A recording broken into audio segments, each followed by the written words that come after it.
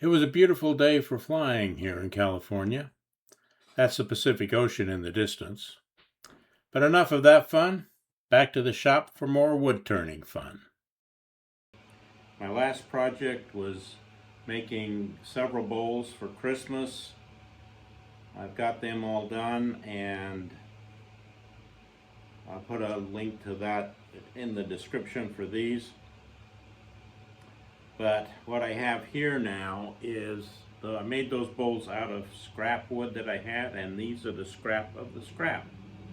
So I'm going to play with these and fiddle around a bit and decide what I want to do, whether I want to try and make stuff out of these little pieces here, some things that I could make that I think people would like. So let me fiddle around with them a bit, and then I'll come back and let you know what I've got.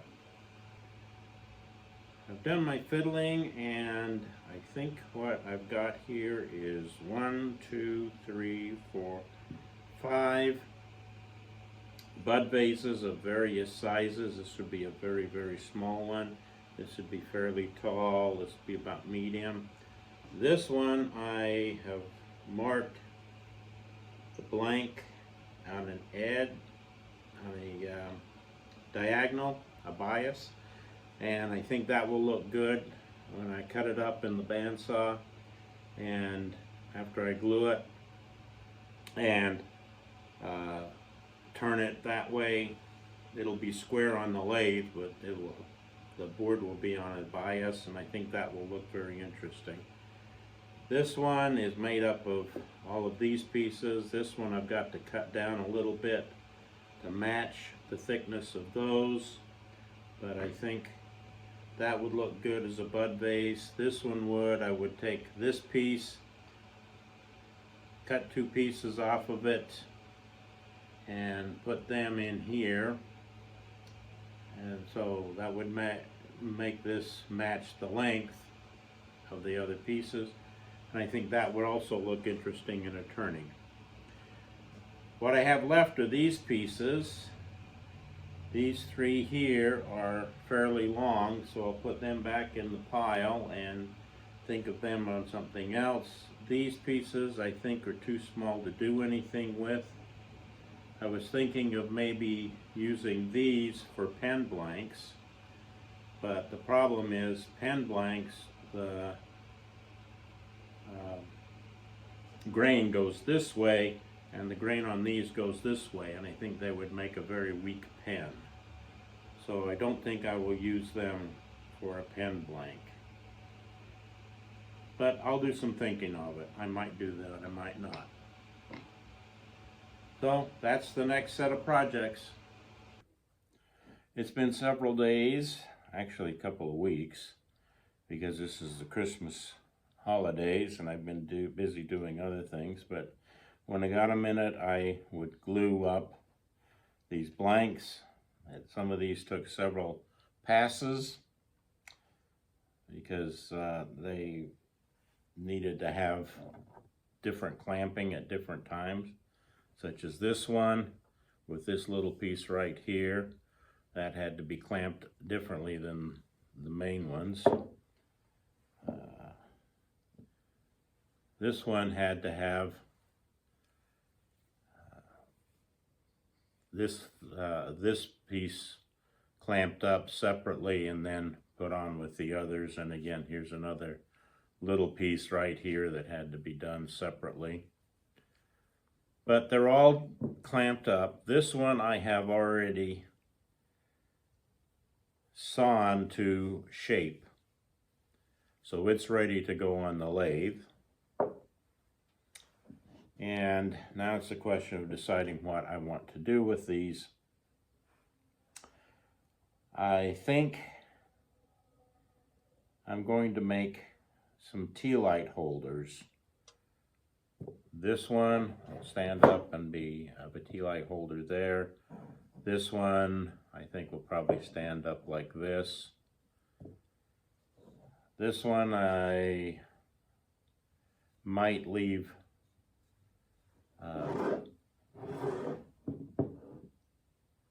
in that orientation and put two tea lights in, so it's a 2 tea light holder. That would look good, I think. And this one, haven't decided what I'm going to do with this one yet. I might cut it in half so I have 2 small tea light holders like this. I might make it a straight tall one like this one. Haven't decided yet.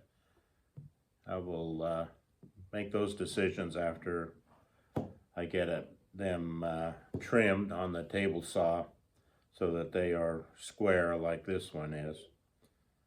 This one doesn't look square, but it is square. But that's because I got the blanks on an angle. I think that's going to look very nice once I turn it. This one, I'm going to do something differently. I've been watching a lot of YouTube videos on doing Celtic knots. And so I'm thinking this is a darker wood, and I've got some lighter wood pieces here. And I'm going to try this on a Celtic knot. This will be a different video because it's a whole different process.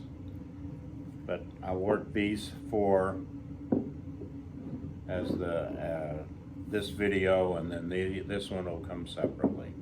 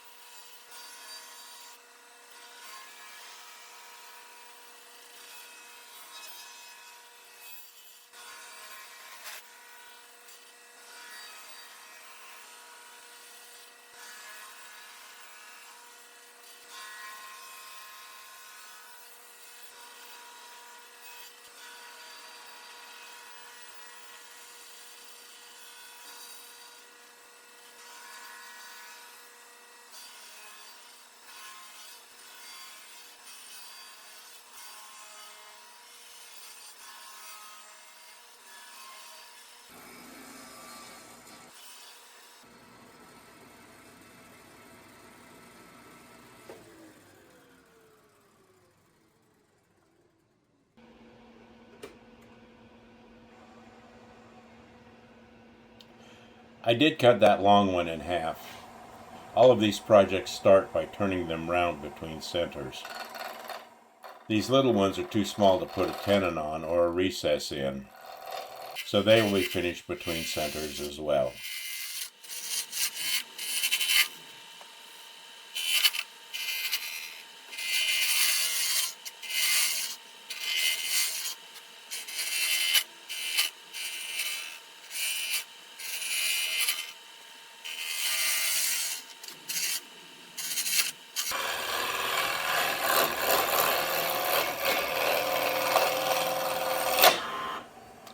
Oops, there's a catch. I caused it by being too aggressive. See if you can catch all my other catches. I kept them here so you can learn to be more patient than I am when turning words of different densities as these are.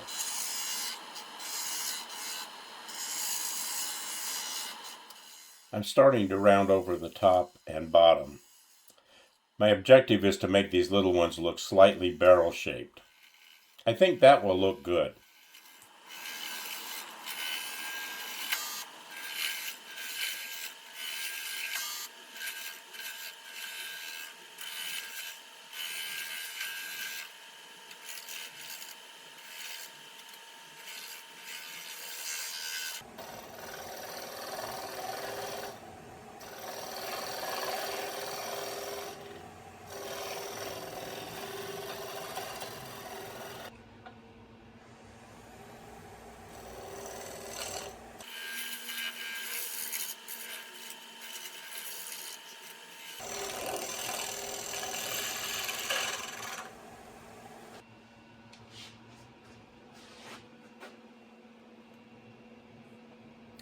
Because of the different densities of the woods, I'm starting my sanding at 150 grit and working up to 320 or 400. If I try a finer grit, it can start to pull the wood fibers out of the pores. I have to experiment on each project.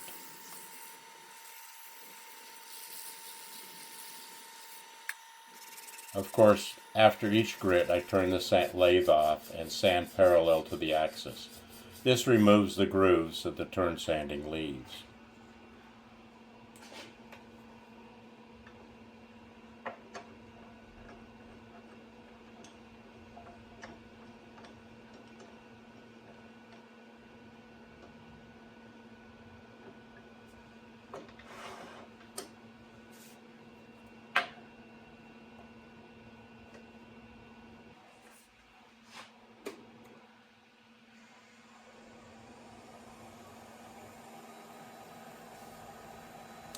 This is the second little one.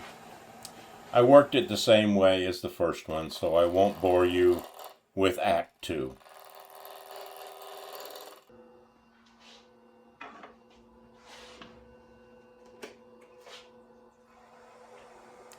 Now I'm working on the tall one with the bias grain. Although the grain is not exactly parallel to the bedways, it is close enough that I can round the blank with my spindle roughing gouge. The little blanks had grain running every which way, so I had to round them over with my bowl gouges.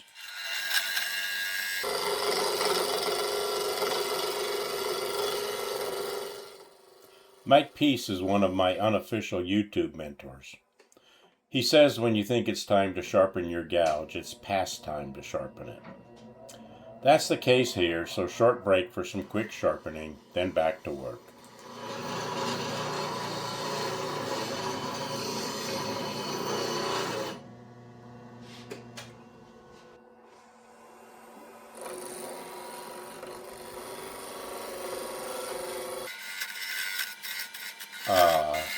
Much better.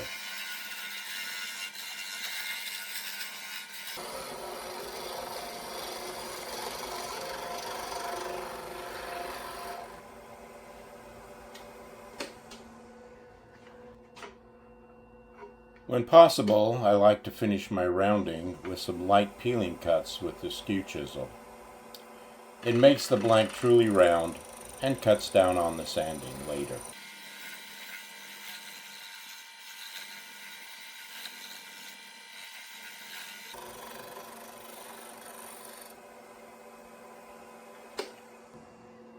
I learned this trick from the late Phil Anderson. He used his tail stock as a guide for marking out the tenon when using his regular jaws on his chuck. I tried it and it works on my setup too. Not every lathe will do this, but for me it really saves time. Because of the different densities of the wood in this blank, I chose to use my square carbide scraper to carve out the tenon. I take several light passes rather than trying to make the tenon in one go. I find a good tenon length is equal to about 3/4 of the width of this tool.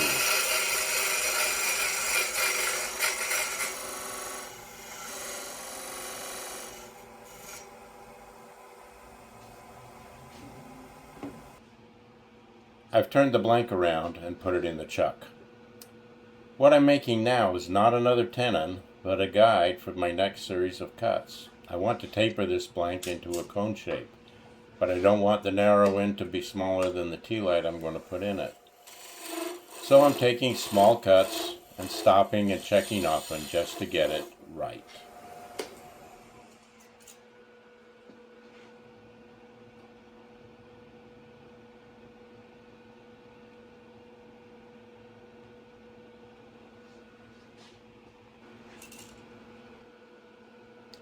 I'm canting the tool rest to roughly the angle I want to make the cuts. I'm judging that angle by eye.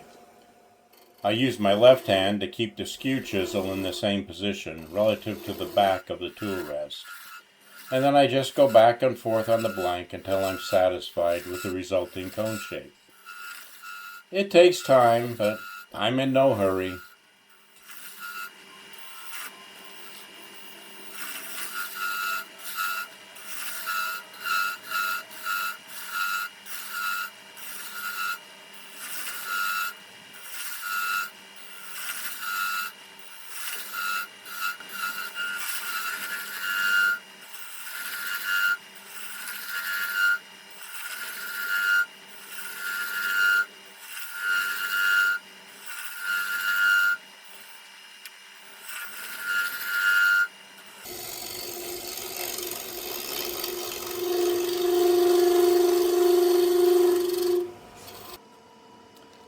want to find the exact middle of the blank.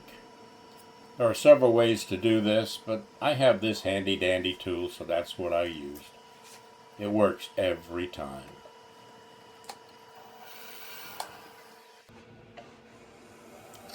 I'm using a beading tool to lay out for two side-by-side beads in the middle of the blank. I chose to leave the tops of the beads level with the rest of the blank rather than making them proud of the surface. This was just an artistic decision. Either way will work.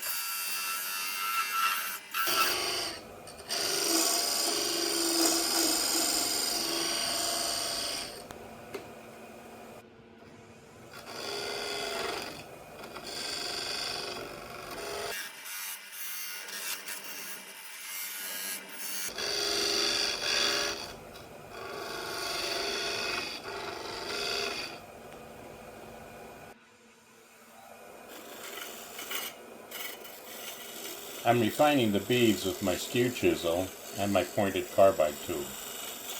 Again, there are many different ways to do this job. This is just the way I chose. Sanding through the grits. This is the bane of wood turners.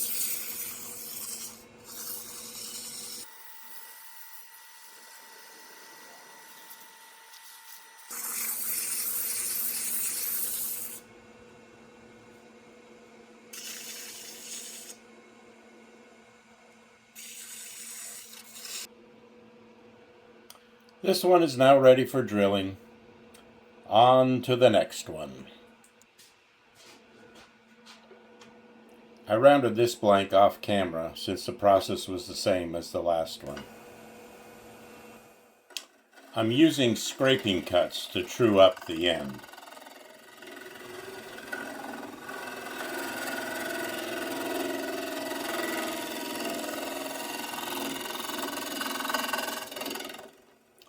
I'm using those same scraping cuts to slightly round over the edge. Yes, I should have brought up the tailstock for additional support. It is good of you to notice. I listened to you about the tailstock. Now I'm shear scraping the surface to make it smooth. On the last blank, I used the skew chisel to do the same function. I'm just showing you different ways to do the same job.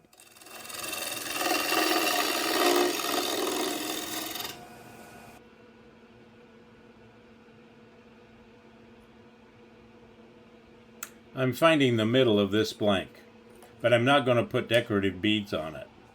Keep watching and you'll see what I came up with for design of this piece.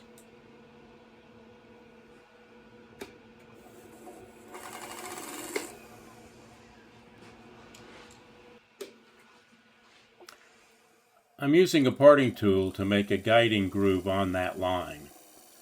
I'm just eyeballing the depth, deciding what I think will look good in the final product.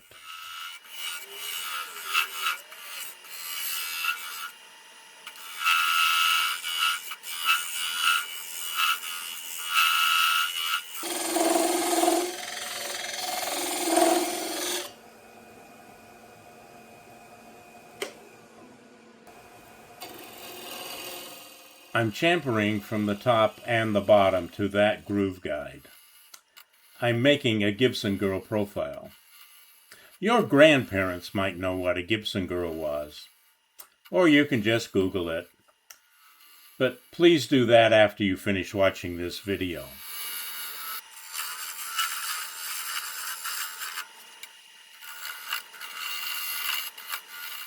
If you like what I'm doing, please give this video a thumbs up. Also, please subscribe so you get notified when I make a new one. I don't make videos on a regular schedule, so this is the only way you will know when a new one arrives. Also, not to be pandering, but liking and subscribing costs you nothing, and they really help my channel. Come to think of it, that does sound like pandering, doesn't it? The YouTube algorithm makes beggars of us all.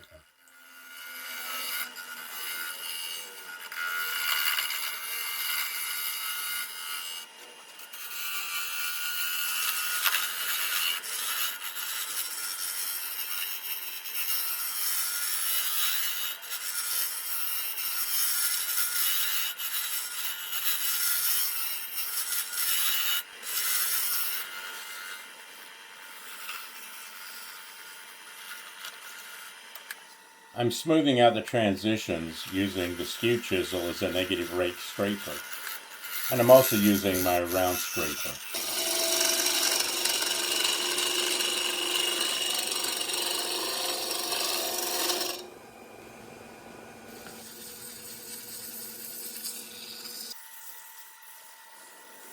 And now to final sanding. Good turning techniques can minimize the sanding time. Once I can figure out how to do good techniques, I'll let you know if my sanding time is less. Where possible, I use my lathe as a horizontal boring machine rather than my drill press when making holes in turnings that are mounted in a 4-jaw chuck. The littlest turnings are all done between centers, so I had to drill them at the drill press. I did those off camera, mostly because I can't get my camera in where my drill press is. I put a small tenon on this holder and finished it fastened to my pen jaws. I was too lazy to put the pen jaws back in my chuck for this next step, so I decided to try it this way. It fit in my standard jaws, albeit with a bit of padding. There was some fussing back and forth, making sure it ran true.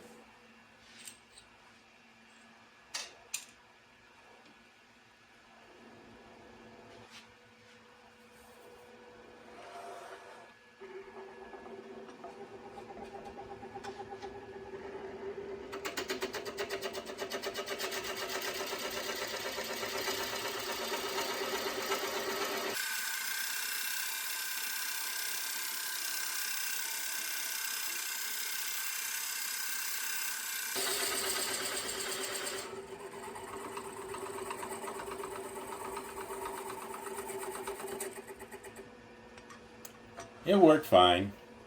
I was lucky this time, but luck is a fickle thing, as you will soon see.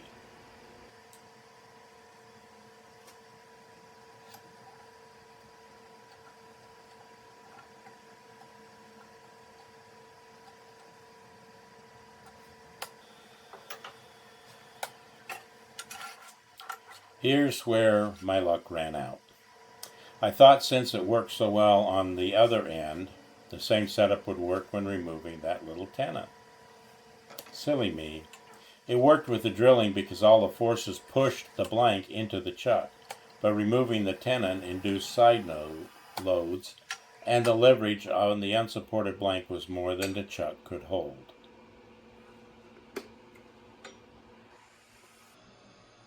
Wait for it. I wish I could have caught baseballs that well when I was younger. Well, back to the right way of doing it. I'm refining an old jam chuck to fit in the drilled holes.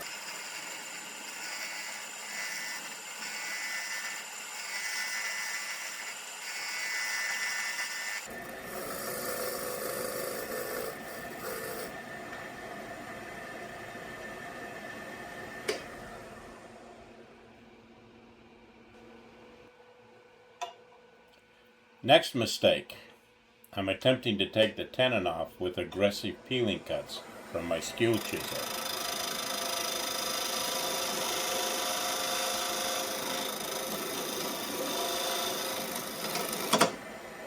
Ouch! I felt that all the way to my toes. Fortunately, very little damage was done in that catch.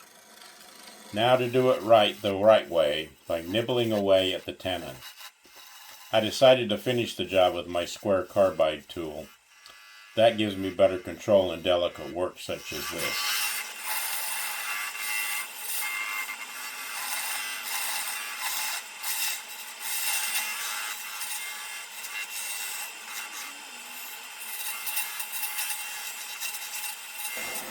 I'm back cutting the base so the finished project will sit flat. I'm using both my square and pointed carbide tools to accomplish this. I decided to accent these decorative grooves by wood burning them with a wire. I made little handles for the ends of the wires and I hold on to them. If something bad happens, the handles will fly out of my hands without injury. I keep the wire in the groove until I see wisps of smoke. I decided to finish this tea holder with Yorkshire Grit and Hampshire Sheen. Other products work the same as these, I just happen to own these brands. The procedure for Yorkshire Grit is to apply it thoroughly, then turn on the lathe at about a medium speed and, using a blue paper towel, work it into the wood. Then take a clean part of the paper towel and run it back and forth over the part until the paper doesn't pick up any more residue and is clean.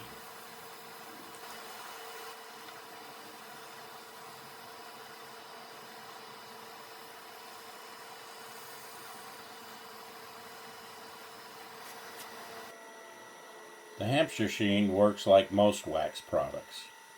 I put a thin coat on the piece, let it dry, then buff it up. I repeat with additional coats as necessary.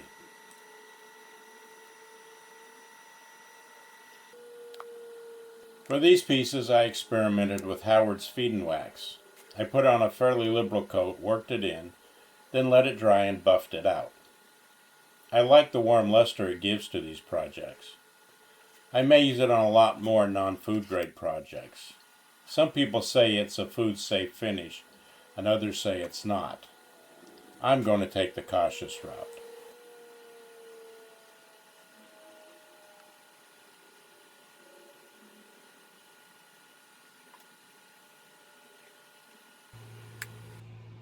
I'm finishing the bottom with the lathe off. I don't trust a jam chuck without tailstock support. You shouldn't either. Here they are, all finished. This was a nice, easy project to do. Most of the work was in the glue-ups. Please leave your comments on this project below and be sure to like and subscribe. There I go, begging again. See you at the next project.